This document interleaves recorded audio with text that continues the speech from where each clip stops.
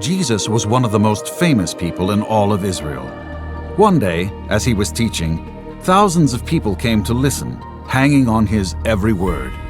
He spoke and taught in a way that people could understand. There were people from all social classes.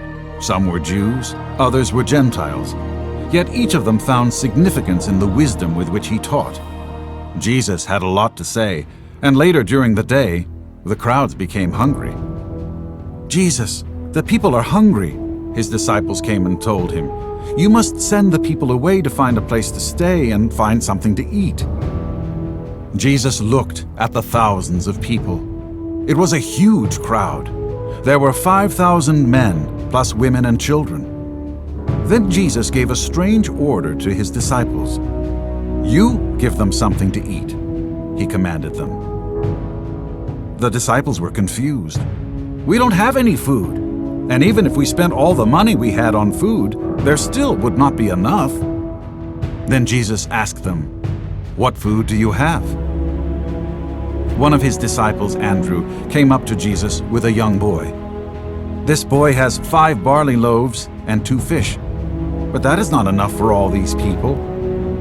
"Have the people sit down," Jesus instructed. The disciples went to work arranging the people into an orderly seating pattern.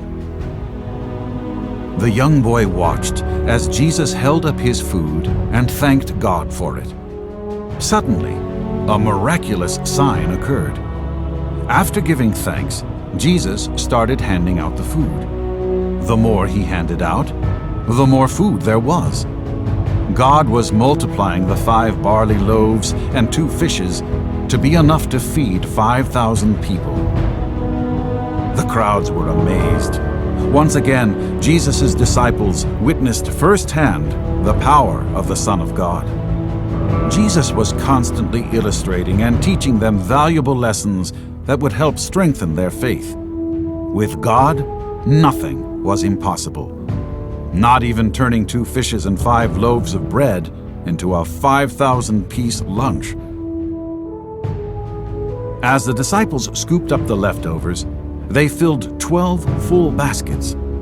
This was an undeniable miracle. Who could have such power? Indeed, this Jesus was the Son of God. That day, thousands more people believed, repented, and put their trust in God.